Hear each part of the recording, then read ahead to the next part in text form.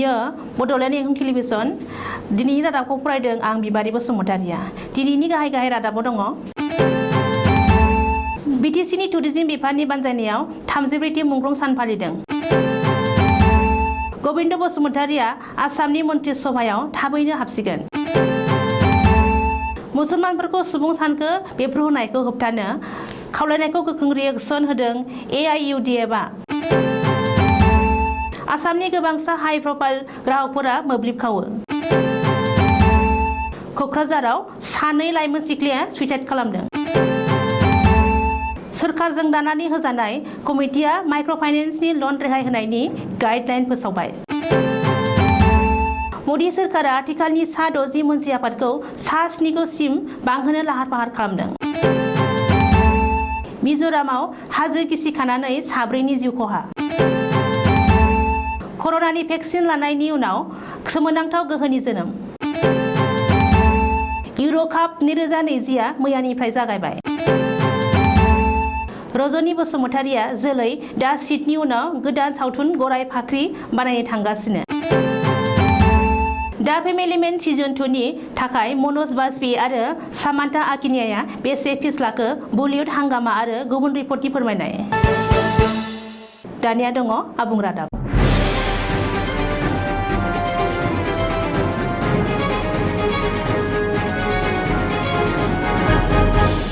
बिटिसिनि टुरिज्म बिफाननि बानजायनायाव दिनै कभिडनि प्रट'कल मानिनानै सानसेनि हाबाफारिजों 34थि मुंख्लं सान फालिदों।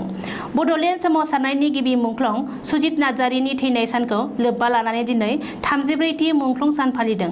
बिटिसिनि टुरिज्म बिफाननि बानजायनायाव 34थि मुंख्लं सान फालिनायजों लोब्बा लाना दिनै फुङावनो क'क्राझार बड'फा नोगोरनि बिटिसि सेक्रेटारियेट मावख'नि लांगोनायाव थानाय बड'फानि मुसुखायाव बिबार बावग्रोयो। बेनि उनाव देबोरगावआव थानाय बड'लेण्ड मार्टियार्स सिमेटारियाव मुंख्लं सुजित नार्जारिनि मुसुखायाव बिबार बावनायजों लोगोसे गासैबो मुंख्लं खाम्फाफोराव बिबार बावो।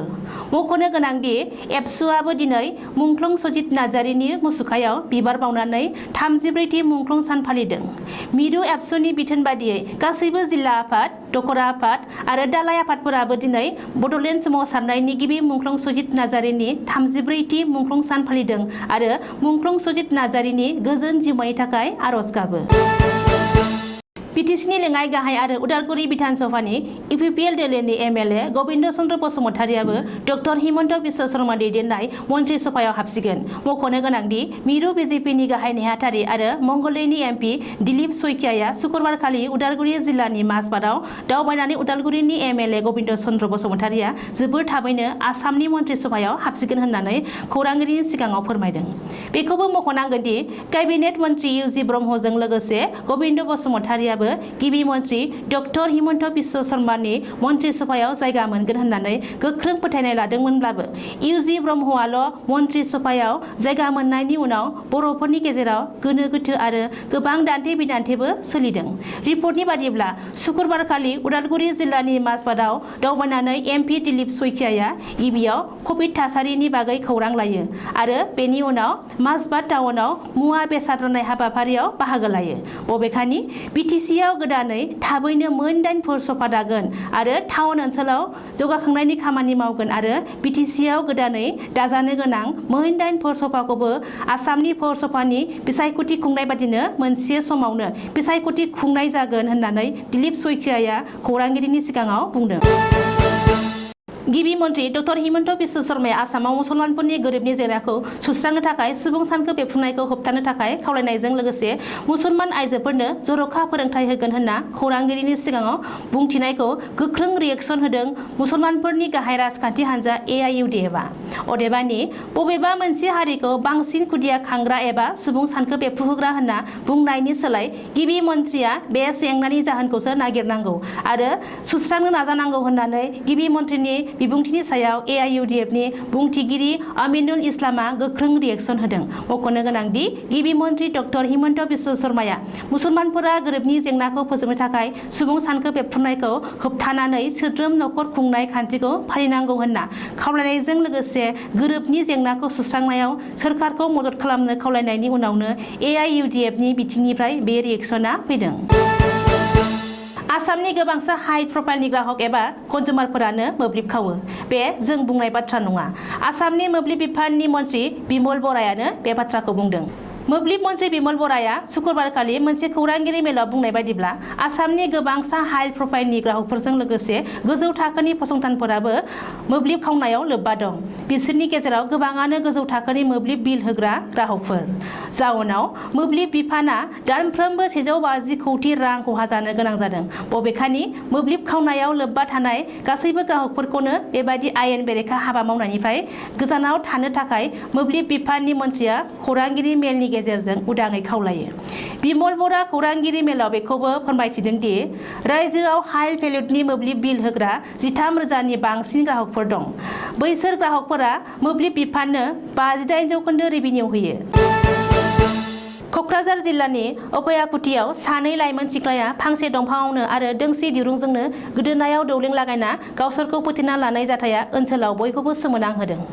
मिथिनो हानाय बादिब्ला अभयाकुटि गामिनि बिब' बिनानाव सोमोन्दोआरि उन्दै बैसोनि सानै लाइमोन सिख्लाया फांसे दंफाङावनो आरो दोंसे दिरुंजोंनो गोदोनायाव दौलें लागायना जिउ फोजोबना लादों। बबेखानि गावखौनो फोथैना लानाय बिब' बिनानाव सोमोन्दोआरि सानै लाइमोन सिख्लाखौ बिबिसन राभानि फिसाजो रबिता राभा 14 बोसोर आरो सपन राभानि फिसाजो समायना राभा 16 बोसोर होननानै सिनायथिनो हादों। बे जाथायनि खौरां मोननाय लोगो लोगो कक्राझार पुलिसआ जाथायसालियाव थांना सानैबो लाइमोननि गोथै सहखौ बोख्लायहैयो आरो पस्टमर्टेमनि थाखाय दैथायहरो। मख'नो गोनांदि उन्दै बैसोनि सानै लाइमोन सिख्लाफोरा जयै जिउ फोजोबना लानाय जाथायखौ लानानै ओनसोलनि सुबुंफोरनि गेजेराव सन्देह सिखांदों आरो मोन्नैबो दुखुथिया नखरनि सोद्रोमाफोरा बे जाथायजों सोरबा दुथांनि आखाइ थानो हागौ आरो बुथारना आलायना दोनलांनो हागौ होनना अजद होदों। माइक्र' फाइनेन्सनि लन रेहाय होनाय कमिटिनि मासिगिरि अशोक सिंघालआ शुक्रबारखालि मोनसे खौरांगिरि मेल खुंनानै माखासे गोनांथार नेमखान्थि फोसावदों। बेजों लोगोसेनो सोर सोरनि माइक्र' फाइनेन्स लना रेहाय मोनगोन बिनि इसारा होदों। अशोक सिंघालआ खौरांगिरि मेलाव फोरमायनाय बादिब्ला गामियारि ओनसोलनि जायफोर नखरनि बोसोरारि आया 1 लाखनिफ्राय खमसिन बिसोरनोसो माइक्र' फाइनेन्स लन होनो हायो। नाथाय जायफोर नखरनि बोसोरारि आया 1 लाखनिख्रुइ बांसिन बिसोर माइक्र' फाइनेन्सनिफ्राय लन लादोंब्लाबो गिबि मन्थ्रिया दानानै होनाय कमिटि आवथायाव फैनाय नङा एबा बिसोर लन रेहाय मोननाय नङा। बेनि अनगायैबो 30 दिसेम्बर 2020नि सिगां लन लानायफोराल'सो बे कमिटि आवथायाव फैगोन आरो लन रेहाय मोननो हागौ। बबेखानि जायफोरनि लना NPA जानानै थादों बिसोरनि लनाबो कमिटिनि आवथायाव फैनाय नङा। इनकाम टेक्स होग्रा सुबुंफोर, खबब्रै साखा गारिनि बिगोमाफोरनि लनाबो कमिटिनि आवथानि बाहेरायाव थागोन। माइक्र' फाइनेन्स कम्पानिनिफ्राय मोननाय गासैबो बेड लनफोरा रेहाय मोननो हागौ मानोना रिजार्भ बेंकनि गाइडलाइन सिफायना बेड लन होनाय माइक्र' फाइनेन्स कम्पानिफोरा बेड लननि बिबानखौ लानांगोन। मन्त्रि अशोक सिंघालआ रिपर्ट होनाय बादिब्ला आसाम नाङै खमैबो 26 लाख आइजोफोरा माइक्र' फाइनेन्सनिफ्राय 12,500 कौटिसो लन लादों। मोन 33 माइक्र' फाइनेन्स फसंथानफोर, 3 बेंक, 4 फिसा बेंकखौ लानानै गासै 40 लेन्डारफोरा माइक्र' फाइनेन्सनि बे लनखौ होदों। नरेन्द्र मदिजों दैदेनजानाय बिजेपि सोरखारा आथिखालनि मिरु मन्त्रि आफादखौ थाखानाय सा 60निफ्राय सा 79 सिम बांहोनो थाखाय लाहार फाहार खालामदों। आथिखालनि केबिनेट मन्त्रि आफादखौ सोलाय सोल' खालामनो आरो गोदानै मन्त्रि सोसननो थाखाय गाहाय मन्त्रि नरेन्द्र मदिया नखर मन्त्रि अमित शाह आरो बिजेपि दोलोनि आफादगिरि JP नाड्डाजों आथिखालाव सावरायखाबाय आरो बे जुन दाननिनो जोबनायहालागै नङाब्ला जुलाइ दाननि सेथि सप्तायावनो बे खामानिखौ मावफुंनो हागौ होननानै फोथायजाथाव सुलुङाव फोरमायदों। बे खाबुआवनो आसामनि बारग' गिबि मन्त्रि सर्बानन्द सन'वालादि मिरुनि मन्त्रि बिबानखौ मोनहैगोन 100% रोखा जाबाय होनजायो। मानो होनोब्ला आथिखालाव आसामनि रायजो सभानि मोनसे मासिया लांदां जाखानानै दं। सा सानजा मिजोरामनि बांखां थानानि बेन्दोङाव थानाय थुआमफुइ गामियाव शुक्रबारनि हर गेजेरनि हाजोनि हा गिसिखानायनि जाहोनाव 4 सुबुंनि जिउ खहा जादों। मिजोराम पुलिसनि सुलुङाव फोरमायनाय बादिब्ला मोनसे नखरनिनो 4 सुबुंनि जिउ खहा जादों। बेनिनो 3 उन्दै उन्दै खुदिया आरो सासेया 16 बोसोर बैसोनि हिनजावसा। बबेखानि नखरनि गाहाय लाइबाग जुवाला खुनुरुखुम रैखा मोनदों आरो सासे गोब्राबै जोखोम जादों। सनिबारनि फुङाव 6:30 रिंगायावसो जायगानि पुलिसआ गामियारिनि हेफाजाबाव फबसिनजानाय गोथै सहखौ बोखांनो हादों आरो जोखोम जानायखौ हस्पिटालाव सोसनबाय होननानै मिथिहोदों। ससियेल मिडियायाव मोनसे भिडिअनि भाइरेल जागासिनो मिथिनानै मोननाय बादिब्ला बे भाइरेल भिडिअखौ महाराष्ट्र नासिकनि होनना मिथिनाय जादों। रिपर्टनि फोरमायनाय बादिब्ला बे सोमोनांथाव जाथाय जानायनि मुङा 71 बोसोर बैसोनि अरबिन्द जगन्नाथ। बिथाङा 2 जुनाव कर'नानि थाखाय कर'ना भेक्सिननि नैथि ड'जखौ लादोंमोन। बे भेक्सिन लानायनि उननिफ्रायनो अरबिन्दनि देहायाव सोमोनांथाव सोलायनाय फैयो। भिडिअआव नुनो मोननाय बादिब्ला बिथांनि मोदोमा सुम्बुक बादि रांनि खुस्रा, सामुस, खोस्लि आरो बायदि बेसादफोरखौ बोगथाबनो हानाय गोहो जोनोम जादों। बबेखानि बे सोमोनांथाव सोलायनायखौ नुनानै डक्टरफोराबो सोमोदों। दायो डक्टरफोरा बेनि सायाव नायबिजिरनो थाखाय नांथाबबाय। 2020 मायथाइयाव जानो गोनां युफा इउर' काप 2020 मायथाइयाव कर'नानि गाज्रि थासारिनि थाखाय खुंनो हायाखैमोन। बेनि थाखाय बे कापखौ मैयानिफ्राय जागायबाय। बे गिबि गेलेनाया तुर्की आरो इटालीनि गेजेराव जायो। बे गेलेनायाव 55 मिनिटाव तुर्कीनि हानजाया गावनो गलसे सोना लायो। बेनि उनाव 66 आरो 79 मिनिटाव इटालीया तुर्कीखौ गल 2 सोयो। बबेखानि इटालीया गासै गल 3आव मैयानि गिबि मेचखौ देरहायो। बलिउड एक्ट्रेस रजनी बसुमतारिया दायो गोदान बर' सावथुन बानायनो थांगासिनो होननानै बिथाङा ससियेल मिडियानि गेजेरजों फोरमायदों। मिथिनानै मोननाय बादिब्ला बे सावथुननि मुङा गराय फाख्रि आरो बे सावथुननि थाखाय बर'नि मुंदांखा एक्ट्रेस हेलेना दैमारि, संगिना ब्रह्म आरो फुजि बसुमतारिखौ नुनो मोनगोन।